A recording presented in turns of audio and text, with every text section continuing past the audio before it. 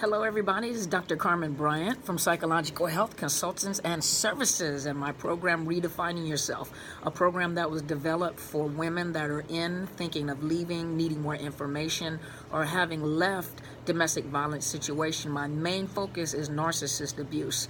Hopefully you've been following. Thank you guys for the emails. Thank you for all the comments, even on the videos, and those of you that have not been able to, but have not had the courage to make comments or let people know that you are, watching my videos. I honor that. I respect that. Thank you so much for the private emails on your experiences. Hopefully you've been following and getting some education. Hopefully you've been following other people as well to get more education. The best key to recovery, or sometimes the best key of, the basic foundation of knowledge is knowing what's happening to you in order for you to make a decision to leave. Once you have that knowledge and you realize what is happening to you, it helps women to leave and stay away from a narcissist, to leave and no longer return to, but also to prepare yourself mentally, whether it's physically or legally, at the challenges that you may face once you leave a narcissistic relationship. I commend all of you that, are thinking of leaving and needing that information. Hopefully, I'm providing some information for you, some support for you, even though I can't see you. You can see me, and hopefully you're sharing the videos, because you never know who you're associated with that is going through narcissist abuse. It's a very, a lot of times, silent crime, quiet crime, and remember, if you're dealing with a covert narcissist, you're dealing with an individual that is capable of flattering and people that they're very charismatic people, and people love them. So it's very hard to imagine that this individual could do what they do. It makes it hard for women to leave, or makes it hard for women or men, to tell people what they're experiencing or going through, unless you met someone in similar situations as yourself. But here, if you go on YouTube, you'll find many people like Angie Atkinson. You'll find Quinn Holiday from Associate Direct, myself, Sarah Speaks, Melanie Tonya Evans. There's some more people on there. They're life coaches, but all have experiences with being in narcissistic relationships and escaping those narcissist relationships. Mr. Quinn Holiday is a man, obviously, by the name. He's a male who has been in a relationship with narcissists, so he can tell you from a male's perspective. And so hopefully you guys are following, getting more information. I just wanted to come real quick. I have a client coming in, so I just wanted to come real quick, and I just wanted to talk about, the narcissist abuse itself, and some signs that you may, what the abuse looks like. First of all, I'm back on the thought catalog, and this is Shahida Arabi. This is who I read from yesterday, and of course, I add my 2 cents to it. One of the things that she mentioned, she gave 12. One of the things that she mentioned, and I think she also has the book. I was telling you guys yesterday, she has a book.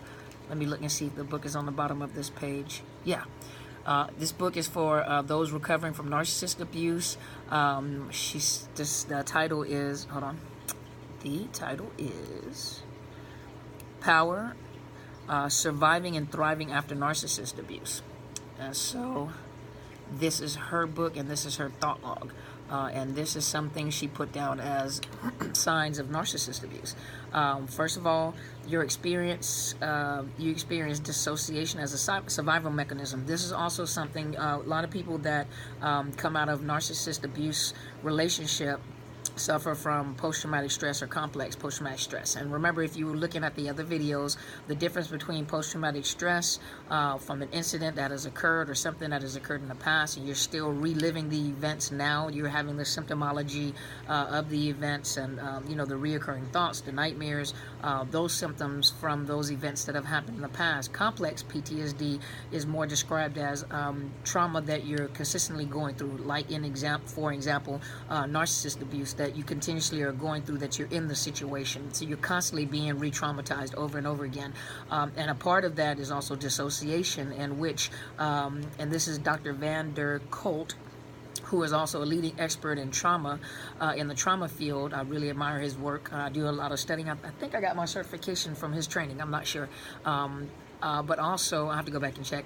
But also, what he was saying is that dissociation is the essence of trauma. The overwhelming experience is a split off and Hold on, let me go back.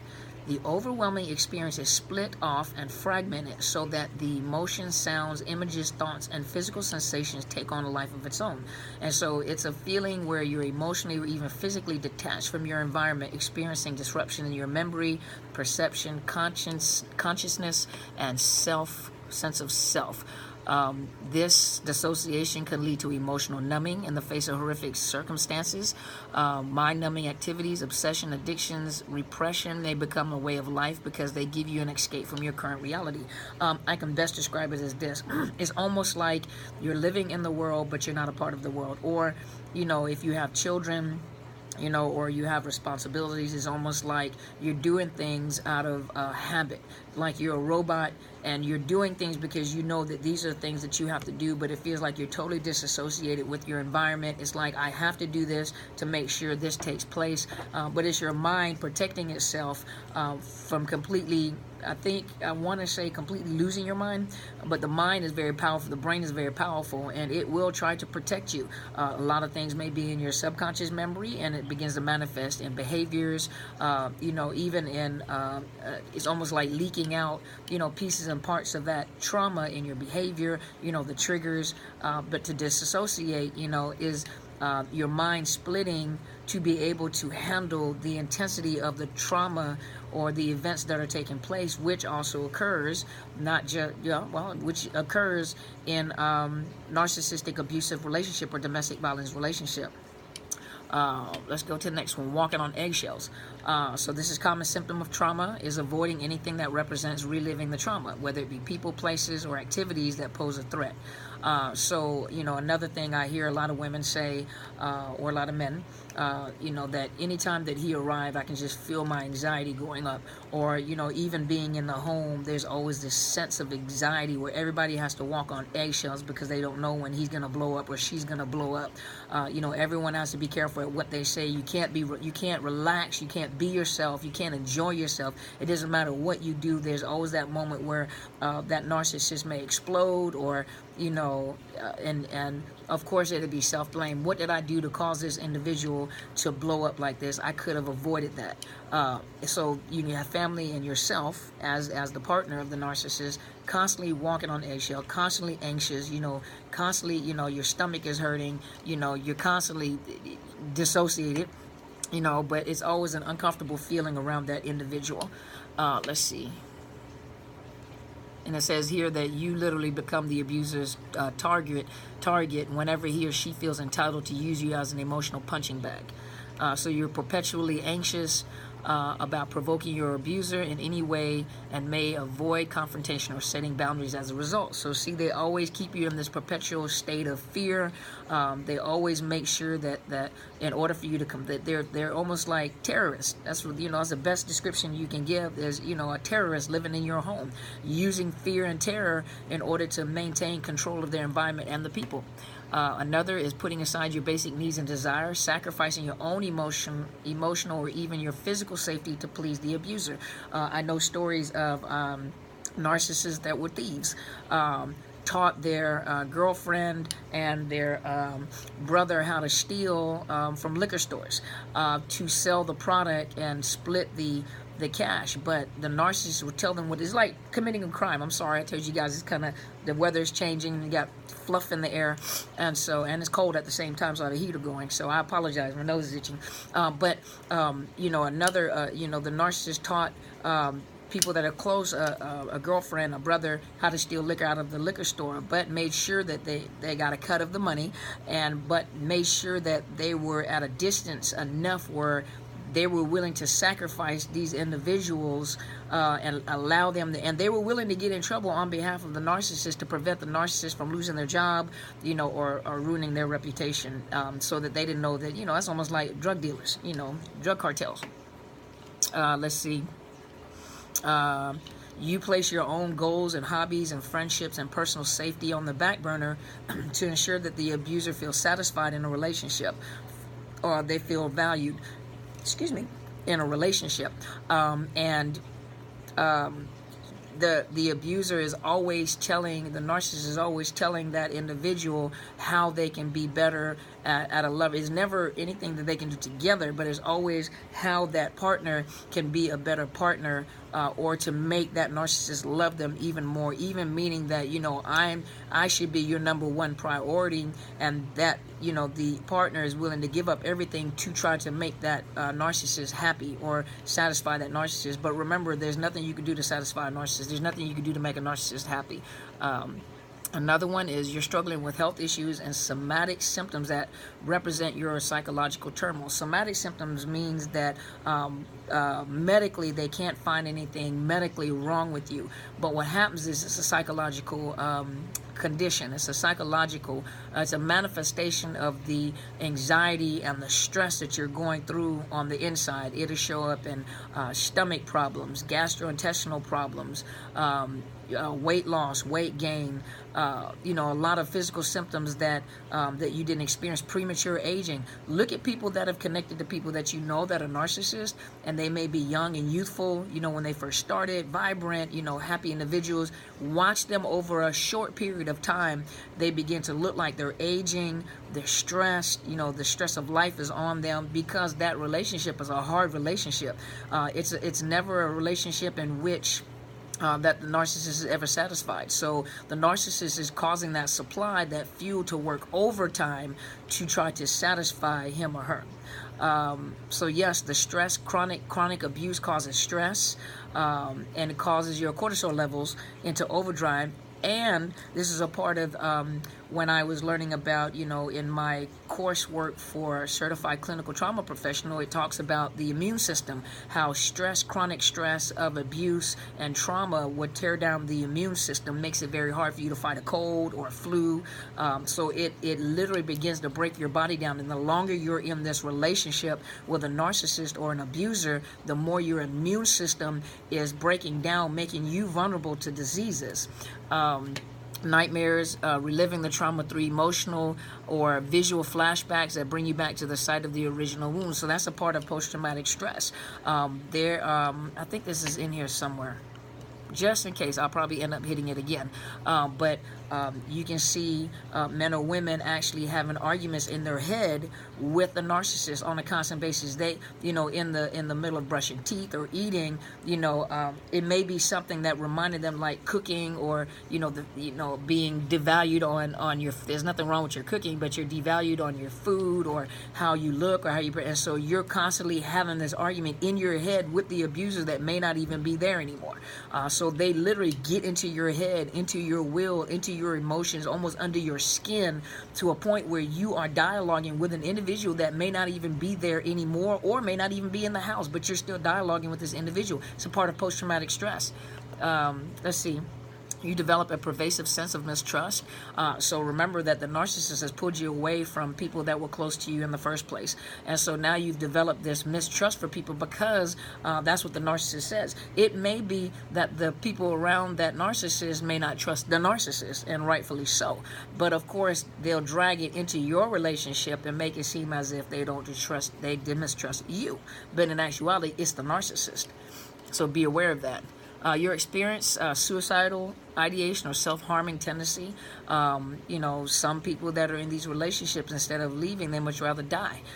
You know, depression, anxiety, hopelessness, like, I can never escape from this. How am I supposed to get out of this? I've invested so much, I'm going to lose everything. That learned helplessness that I talked about in another video. So you self-isolate. Remember, they've already isolated you away from people that, you know, logical people that can teach you about the abuse, people that can see, you know, people that are from the outside looking in at your situation, they have isolated you away from these people. And so, you know, there's shame associated with this, especially if you had well-meaning people, you know, trying to tell you about it, or just the shame in general about the abuse that you're going through. Even in your mind thinking, I should have known better, the red flags were there, I just kind of dismissed them. You find yourself comparing yourself to others, often to the extent of blaming yourself for the abuse. You know, the narcissist is highly skilled, so they love to do triangulate, especially if they're love bombing somewhere else, or they have another source of supply. You're the main supply, and then they have a secondary source of supply, and you find out about it. You'll constantly look at the other individual and try to compare yourself to the individual, and that is in most infidelity situations, cheating situations, where the person will begin to compare themselves to the other person. See, the narcissist likes that. They want you to compare. They like for people to compete against each other. They don't even mind if you and the other person get together and fight over them. That just fuels them and makes their grandiose ego even bigger. And so that fuels them. But yes, that means that you'll begin to degrade yourself. But remember, there's something about each supply that they need to make them feel good. And remember that the new source of supply, but doesn't know anything about this narcissist. Eventually they will figure it out. Sad to say, it's better for you to back up and let them handle whatever they've attained or have obtained, and get your freedom. You self-sabotage and self-destruct, so that that's what I was talking about, the ruminating over the abuse, constantly hearing the abuser's voice in your mind, amplifying their negative self-talk and tendency towards self-sabotage. So remember that the narcissists have programmed and conditioned their victims to self-destruct, sometimes even to the point of driving them to suicide. So there are a lot of narcissists in prison, but a lot of narcissists prefer that you kill yourself. You're the ultimate sacrifice for their ego, for their grandiosity, and so to have you commit suicide over them makes them look better to other people. In their I want to say corrupted mind, they take that as a fuel. That is the ultimate fuel that you committed suicide over them. So let's see. You fear doing what you love and achieving success. So no matter what it is that you've done. Now think about if you were successful, if you're a business person and you've been successful, that narcissist takes a lot of time to tear that down. And so it's almost like you feel guilty for succeeding, because they'll take that and pervert it to make you feel bad about your success, to make you feel bad about moving forward and doing well, because they're competing with you and they can't do what you're doing. And so instead of giving you credit for what you're doing, they'll tear down what you're doing to make you feel bad. They're always envious of the people that they're their victims. They're envious of their victims.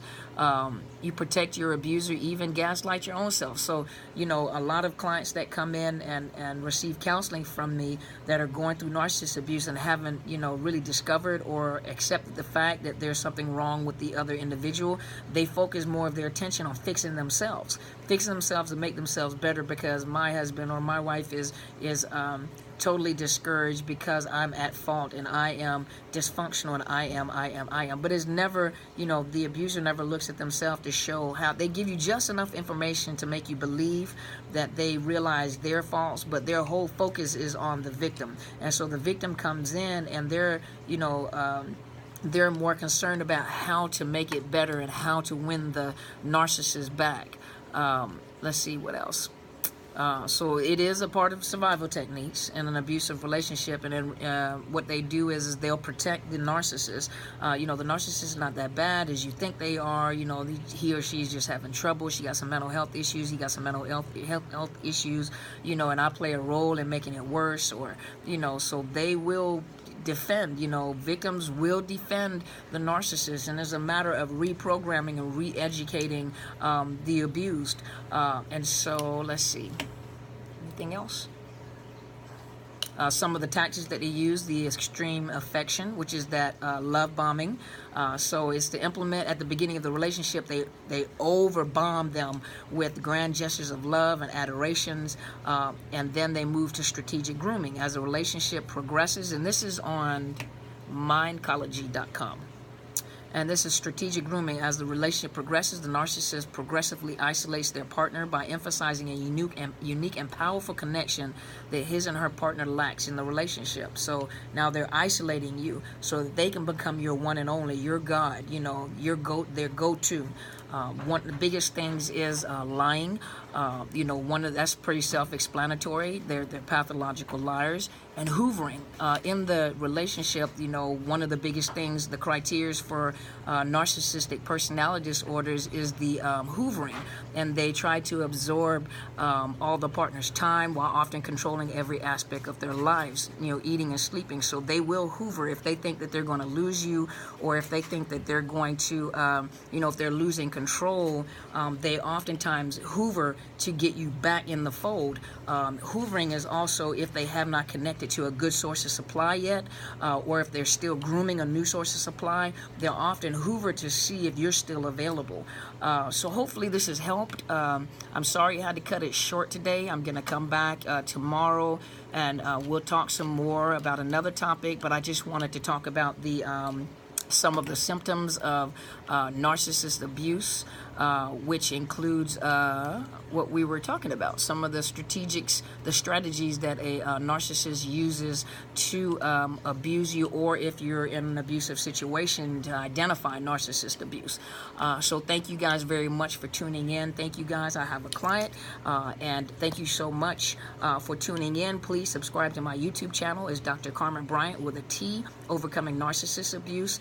You can also go to my professional Facebook page, which is Psychological Health Consultants and Services, or email me, Dr. Carmen Bryant at Outlook.com. That is DrCarmenBryant at Outlook.com. Thank you for the comments. Please comment. Let me know how this is helping you. Give me some stories. Even give me topics that you'd like for me to talk about. Thank you for the inboxes. Thank you for your support. And as my friend always says, go and be great.